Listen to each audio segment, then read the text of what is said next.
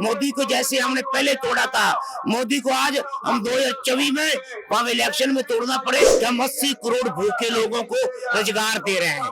कितनी शर्म की बात है ना। 15-15 लाख हार के खाते में आएंगे, बाद में आकर बोलते हैं, पत्रकार पूछते हैं 15 लाख खाते में क्यों नहीं आए। गृह मंत्री बोलता है नहीं नहीं वो तो चुनावी जुगड़ा था, मंदिर बना दिया। क्या अब लोग पूछेंगे राम जी को पूजना ये मोदी सिखाएंगे। हिंदू नाम पर वोट लेते हैं, हिंदुओं के लिए इनकी भावना नहीं है, उनके बच्चों के लिए भावना नहीं है। आप यहाँ इकट्ठे हुए हो, आपकी क्या मांगे हैं जो आप यहाँ महापंचायत कर रहे हो? ਅਸੀਂ जी पंजाब को आया जी, आपके चैनल आए हम देश की दुनिया को बताना चाहते हैं कि हमारे देश का जो प्रधानमंत्री है, बहुत अफसोस की बात है कि ऐसा हमारे देश को प्रधानमंत्री मिला है कि हर टीवी की एड पे, मोबाइल की एड पे बोलता है कि ये मोदी की गारंटी है, मोदी की गारंटी है। अफसोस की बात है कि जो किसानों के साथ जो वादा किया था बिल वापसी का, जो काले कानून रद्द किए थे, आज वो फिर लागू करने जा रहा है। कितना झूठा हमारा प्रधानमंत्री है, जो मोबाइल पे आकर बोल रहा है, सभी देशवासियों को बेवकूफ बना रहा है। उसने बेवकूफ बनाया और दोबारा वो कानून को लागू कर रहा है, जिसके रिगार्डिंग हम किसान उसको, क्योंकि उसने बोला था MSP दूंगा, उसने बोला था काले कानून वापस लाऊंगा, उसने बोला था जो शहीद हुए किसान हुए उनके लिए जो वाजिब बनता है उसका गठन करूंगा को बेटी का। लेकिन इस प्रधानमंत्री ने कुछ भी नहीं किया, अपने बोल से वापस मुड़ गया, जिस कारण मजबूर होकर ये आज का हम सम्मेलन कर रहे हैं। हमारे कुछ भाई देश हमारे किसान साथी हैं जो अभी भी बॉर्डर पे लड़ाई लड़ रहे हैं, उनके समर्थन में ये हमें आज का ये जो सम्मेलन करना पड़ रहा है। ये आज का सम्मेलन लास्ट नहीं है, आज का ये सम्मेलन शुरुआत है। मोदी को जैसे हमने पहले तोड़ा था, मोदी को आज हम 2024 में हम इलेक्शन में तोड़ना पड़े।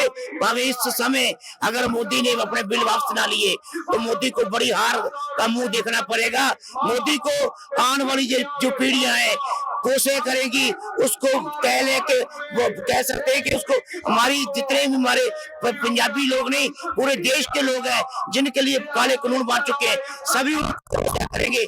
इस तरह का हमारा प्रधानमंत्री था जिसने हमारी नस्लें बर्बाद कर दी, कोऑपरेट कराने, एक दो कराने के लिए पूरे देश को बेच दिया। आपकी मुख्य मांगे क्या है, जिस मांगों को लेकर आप यहाँ इकट्ठे हुए हो? हमारी मुख्य मांग है MSP को लागू कराना और हमारे जो किसान शहीद हुए हैं उनको इंसाफ दिलाना।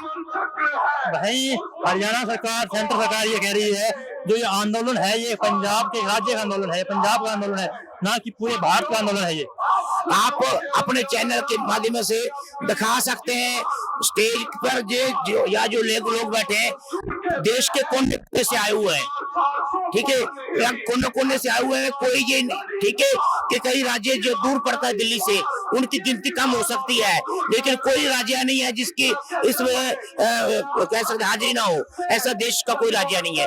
ये तो सिर्फ खट्टर और जो बीजेपी की सरकार झूठा प्रचार करने की उनकी साजिश है।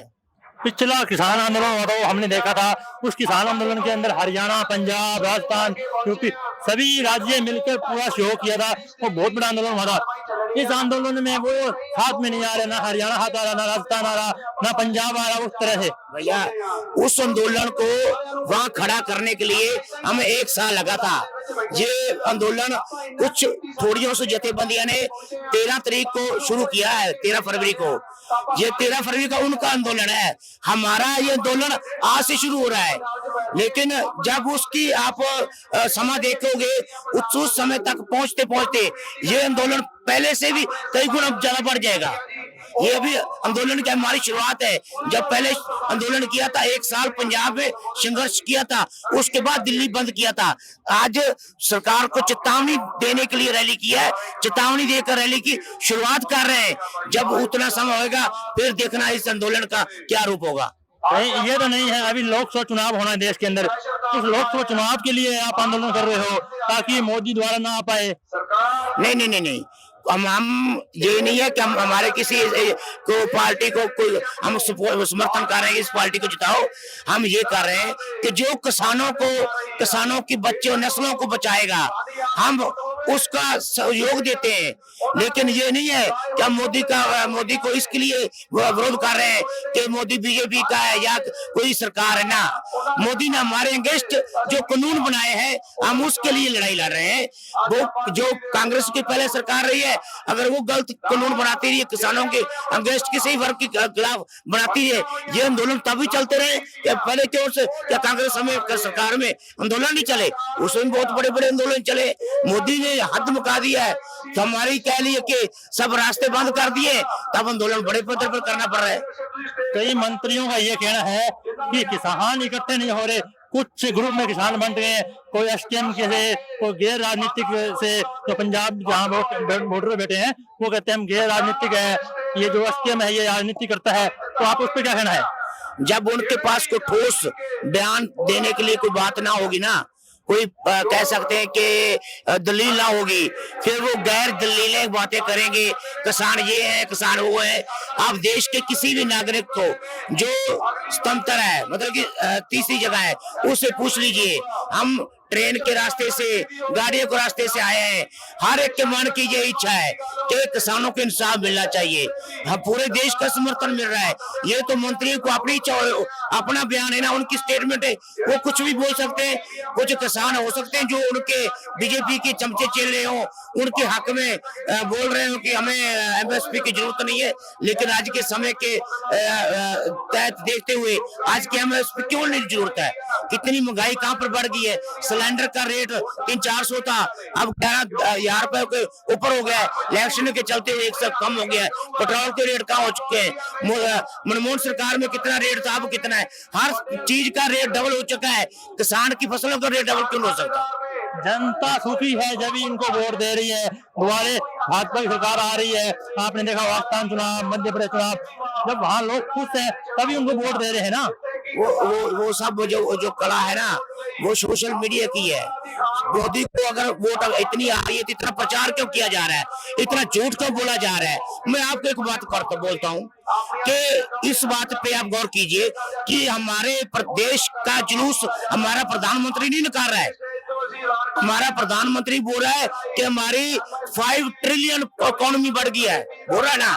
लेकिन दूसरे पास ये बोल रहा है कि हम 80 करोड़ भूखे लोगों को रोजगार दे रहे हैं। कितनी शर्म की बात है। ये जो मीडिया है ये दुनिया के अंदर बात पहुंचा रहा है कि 80 करोड़ लोग भारत में बेरोजगार रहते हैं। जिस भारत को जो मोदी जिसका प्रधानमंत्री विकसित देश बनाना चाहता है, उसको दुनिया के जो सरमाएदार देश है उनके साथ खड़ा कर देखता है। उस देश के लोग 80 करोड़ लोग भूखे हैं, भूखे पेट सोते हैं, उनको दाना, उनको अनाज मोदी दे रहा है। हमारे देश का जुलूस काटने वाला आज हमारे पे ऐसे पूछे सीधे सवाल कर लोगों को गुमराह नहीं कर सकता। दुनिया सब जानती है ये जो लोग इनको वोट पाते हैं। पहली जो प्रधानमंत्री बना था 31% वोट मिली थी, इसके अगेंस्ट 69% लोगों ने वोट किया था। इस बार जो 2019 में जब इतनी नेरी थी मोदी की, इसको वोट कितने लोगों ने किया? 32% लोगों ने, 62% लोगों ने इसके अगेंस्ट वोट किया है। ये समझते हैं ना कि 62% लोगों ने इस मोदी के खिलाफ वोट दिया है। अलग-अलग जगहों में बांटे गए और बात है, लेकिन इस प्रधानमंत्री बनाने के लिए देश में कोई बहुमत नहीं है ना कि 51% लोगों का मेजोरिटी बोलती हो कि ये प्रधानमंत्री होना चाहिए। ये चुनावी जो प्रक्रिया बनी हुई है उसके आधार पे बन गया है, लेकिन जो इसमें बड़ा जो योगदान है वो जो मशीनों का बहुत बड़ा है। कोई भी बोलता है कि प्रधानमंत्री के अगेंस्ट वोट करूंगा, लेकिन फिर भी जीत जाता है। ये उसकी कला भी है। नहीं, प्रधानमंत्री की अभी वाली गारंटी है 370+ और उनका कहना है कि मुझे ये किसान, ये जनता ही वोट देकर 370+ पार करेगी हमारी सरकार को। ये जो मोदी है ना, इसका जो बोलने का अंदाज है, जैसे बोल दिया 15-15 लाख खाते में आ जाएंगे, ये आ जाएगा, वो आ जाएगा। ये लोगों की साइकोलॉजी जो होती है ना, उसको बड़ी कैप्चर करने के इसके बाद पास एक अटैक है, बोलता है कि 370+ कर दूंगा। अरे कोई भी ऐसा जंतर है किसी के पास कि बोल दे 370 हो जाएंगी? ये तो सिर्फ लोगों को कन्विंस करने के लिए कि विरोधियों का ध्यान इस पे जाए कि इसको 370 से कम देनी है। अगर 309 आ जाएंगी तो 350 आ जाएगी, क्या फिर उसको प्रधानमंत्री नहीं बनेगा? अगर मान लो 370 प्लस आता है, ठीक है। अगर 200 350 आ जाएगा, फिर अपनी सरकार ना बनाएगा। ये देखो उनका कहने का अंदाज है कि लोगों को कन्विंस कैसे करना है। इसका वो जानता अच्छी तरह के हमारे देश को लोगों की किस तरह की धारणा है, किस तरह की सोचने की शक्ति है। नहीं, वो 370 का जो नारा दे रहे हैं, लोगों का प्यार, उनको लोगों का समर्थन मिल रहा है, जब भी वो कह रहे हैं 370 प्लस की गारंटी दे रहे हैं। वो चुनावी जुमला उनका, जैसे बोलता ना 15-15 लाख हार के खाते में आएंगे, बाद में आकर बोलते हैं, पत्रकार पूछते हैं 15 लाख खाते में क्यों नहीं आए, गृह मंत्री बोलता है नहीं वो तो चुनावी जुमला था। ये भी चुनावी जुमला है। अगर आप फिर वोटों के बाद उससे सवाल करेंगे 370 नहीं आई, आपकी सीटें आई हैं 300 या जितनी भी आए, आपने फिर अब सरकार पे क्यों बैठे हुए हैं? अगर 370 आनी है सीटें तब आप सरकार में होते, अब सरकार में क्यों है? फिर बोलेंगे नहीं ये तो चुनावी जुमला था। ये लोगों को परमाने के लिए उनका अटैक होते हैं। हमारा देश विश्व गुरु बन चुका है, विश्व गुरु बन चुका है। उसका जवाब मैं पहले भी दे चुका हूँ कि जो डेवलपमेंट कंट्रीज होती है ना, विकसित देश होते हैं, उनकी हालत ये नहीं होती है कि 80 लोग करोड़ भूखे सोए, उनको खैरात में जिंदगी दी जाए, उनको आटा दाल देकर उनकी जिंदगी जीने का जी जाए। ये नहीं होता है विकसित देशों में। हमारे देश की इकोनॉमी क्या है, कभी इसमें देखिए कि केवल 10% लोग हैं हमारे देश के सरमाएदार, जिनके पास 90% पूंजी उन 10% लोगों के पास है। हमारे देश में अगर 100% लोग रहते हैं ना, 10% लोग वो है जिनके पास 90% पैसा जा चुका है। उनका पैसे का ढेर बहुत बड़ा हो चुका है, गरीबी का टोया बहुत डूंगा हो चुका है। 90% लोगों के पास हमारे देश का 10% पैसा है। इकोनॉमी जो है ना, उसका इतना ऊंच नीच है, जिसको बैलेंस करने के लिए मोदी के किसी बाप का भी नहीं आ सकता जो इसकी इकोनॉमी को बैलेंस बना सके।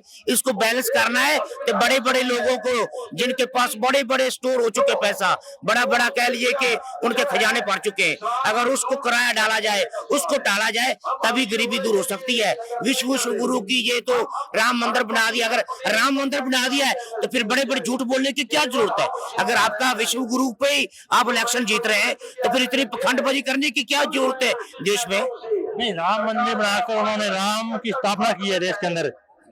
इसके पहले राम नहीं था कि इस मोदी राम लेकर आया है? मोदी ने क्यों? हर जो हिंदू है वो भी राम को मानता है, सिख राम को मानता है, मुस्लिम भाई भी जो है उनकी जो राम जी ने अच्छे काम किए उसको मानते। जैसे हम, हमारे मन में मुसलमानों भाइयों के लिए प्यार है। ये कुछ % लोग होते हैं जो जाति का, धर्म का पत्ता खेलते हैं, सभी लोग इसमें इन्वॉल्व नहीं होते हैं। पहले के आप मंदिर बना दिया, क्या अब लोग पूजेंगे राम जी को पूजना ये मोदी सिखाएंगे?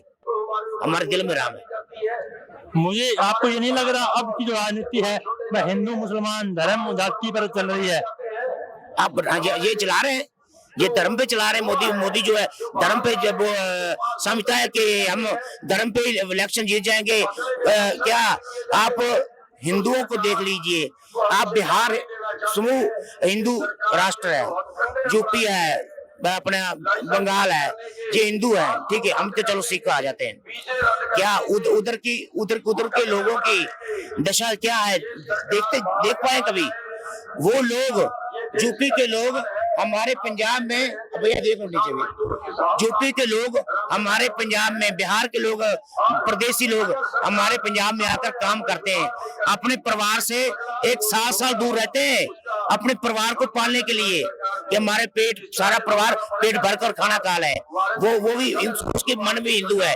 ये कौन सा हिंदू है कि आपका हिंदू भाई भूखा मर रहा है, वो परिवार से साल 2 साल दूर जाकर बेचारा काम कर अपने परिवार का पेट पालता है? ये कौन सा हिंदू है? हमने लड़ाई लड़कर, हम सिख हैं, लड़ाई लड़कर हमने अपने MSP पूरी ली हुई है। हमारी जो धान का रेट है पंजाब में पूरे देश में सबसे ज्यादा रेट मिलता है, और हमारे पंजाब में हिंदुओं की कितनी % गिनती है? लेकिन जो पूरे देश के देश में जहाँ 100 कह सकते हैं 90% हिंदू है, वहाँ जो धान के रेट क्यों कम है? वो भी हिंदू है ना। अरे ये कौन सा हिंदू राज है? उनके रेट जो फसल होती है 1000 रुपए धान का रेट लगाते हैं, 1010 का लाते हैं, 20 का लाते हैं। हमारे वहाँ 2200-2300 में धान बिकता है। हमारे पंजाब में।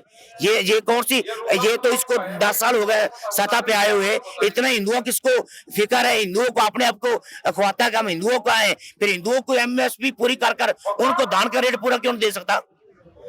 पश्चिम बिहार का जो भाई हमारा है, यूपी का हमारा भाई है, जो मजबूर होकर 1000 रुपए में धान बेचता है, हमारे जितना पंजाब जितना उसको रेट क्यों नहीं दे सकता? दे, हम खुश हैं, हमारे भाइयों को दे।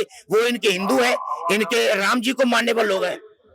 सिर्फ ये खेलते हैं, धर्म का खेलते हैं, हिंदू नाम पर वोट लेते हैं। हिंदुओं के लिए इनकी भावना नहीं है, उनके बच्चों के लिए भावना नहीं है।